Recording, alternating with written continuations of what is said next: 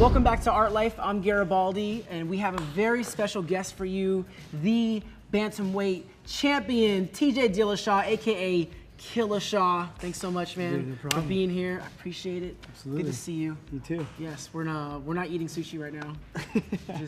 I wish. Last time I saw him, he was a sushi judge on the weekends. Who knew? Dillashaw. A little bit judging on the side. Yeah. I like to eat. You know, after my fights, it's always a good time. You know, I know you've been doing this a long time, but how old were you? Not when you started, but when you realized I want to beat people up in a professional way. You know, I want to dedicate my life to martial arts or wrestling in any way. Well, shoot, when wrestling, I was 8. You know, my dad's the one that got me involved in it. He wrestled through college, was coaching the youth program, and obviously I was just interested in what he was doing. So he got me into wrestling in 3rd grade, and wrestled all the way through high school. Got a full ride scholarship to Cal State Fullerton. After I graduated, I kind of got talked into fighting. You know, that's kind of how this whole thing started. Because I was strictly just thinking about being a wrestler, you know, my whole life. That's all I did was compete to be a wrestler. And then Uriah Faber's the one that kind of talked me into fighting, and I'm glad he did. Now talking into fighting, is it an actual fight happen? Is it like, if you don't do this, we're gonna have to fight? Like, how did that conversation start when he's like, dude, you've got this talent that he saw at the time? Yeah. But did you see that talent? I had no idea I'd try to fight, you know. There was nothing in my mind of doing that, you know. I was strictly a grappler, wrestler, you know. But after I was done wrestling, I felt like I wasn't done competing. Like, I wanted to do more. Like, I didn't want to go and get a real job. I wanted to, you know, continue what I've done my entire life. I mean, I've competed since I was 8, and that's all I've ever done. And so I started following Munoz around. He was my wrestling coach in college, and Uriah tried recruiting me to wrestle at Davis with Munoz. And so they just knew that I was a real aggressive wrestler and told me to give it a shot. I was kind of following around already, you know. Yeah. So. And it kind of worked out. It did all right. It kind of worked out, yeah. It did okay. Yeah. But, you know, throughout the years, you know, early on, you had to kind of pick up these disciplines. At what point, though, did you realize, okay, what I was doing when I was in high school, maybe you didn't have the right disciplines, but when were you like, okay, I've got to change what I eat. I've got to have a set training schedule. I mean, when did that defining moment, that crossover happen? Probably my sophomore year in high school. Okay. Like with wrestling, you know, really like trying to understand, just competing and trying to give yourself every advantage possible. And that was having a good diet as well, you know, and just being completely dedicated. My mom used to wake me up in the morning before school at like 6 and make me run to school. I mean, you know, my family is a very competitive family as well, so they were very involved in my competing career as well. And you know, it took a lot of work. I think wrestling still to this day, even with fighting, everything I do, is by far the hardest sport. Yeah. I mean, it's the hardest thing I've done still today. His family makes him run to school. My family makes me finish all the food on my plate.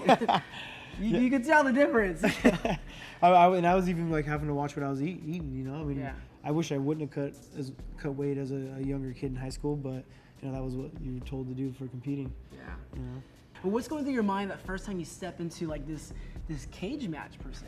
Man, it was my first amateur fight was in Boise, and I was so nervous, man. I'm used to being nervous for a wrestling match. You're going out there and wrestling someone. It's a sport I've been doing my whole life. It's normal, you know. But then as soon as I was told I was going to get into a cage and fight another man, you know, it was just a little nerve-wracking at first, obviously, you know. Never been that nervous in my entire life. But I think that's what it was all for, you know, the rush you got after it from doing it. And obviously winning, that was always nice too. But just getting that rush from being so nervous and actually doing it, you know, it takes it takes a lot of belief in yourself. Yeah, I mean, that's dedication. You walk in saying, like, the only way we're coming out of here is if someone gets tapped or someone gets knocked out Yeah, I mean, that's at some the goal. point, or someone stops the fight. Yeah. Yeah, I mean, that's the way you want it to usually end. I mean, that's the goal in the sport, is to be entertaining, and that's finishes, you know, so that's your mindset going in there. Yeah. You're also known for going the distance and keeping the energy at such a high level through all those rounds. I mean, you know, I really want to, I think people want to know is, when you reach your breaking point, what's that thing that helps you push beyond that? At least in the Dillashaw mindset. Oh, man, I mean, mine just comes off, I mean, I don't know if I ever hit that point. It's kind of those things you always just know to push past it, I guess. I mean, that's a great point. You know, it's the thing of competing, is that you don't ever get to that point. That's why I train so hard in the gym. I mean, you heard it there. He said it best. I mean, you don't even get to that point. That mindset of a breaking point, isn't even an option. That's amazing. I just want to thank you again for taking the time to just talk to us here on Art Life, and I'm sure a lot of you watching, leave your comments below. Let us know, do you watch the UFC? Do you watch MMA? Give us some tips about what is the breaking point for you. How do you get beyond that? I want to know. TJ wants to know. We'll read them. We'll read the comments. We're going to do the Art Life stare down. Uh-oh. I gotta get intense, man. That's the only way to do it. All right, what do we do? Jumping jacks? What do we do? No, it's usually I step off the scale. I made weight, right? They announce my shit. I come right over, and I'm in your face. Just right here. All right. So we're gonna recreate that. So go to your scale. Yep.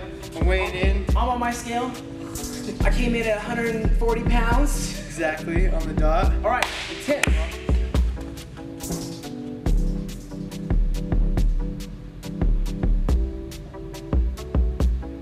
Got it. I got him to laugh. There you go. I got in the head of the champ. I hit my breaking point. I couldn't take it anymore. All good. Thank you so much, man. Appreciate it.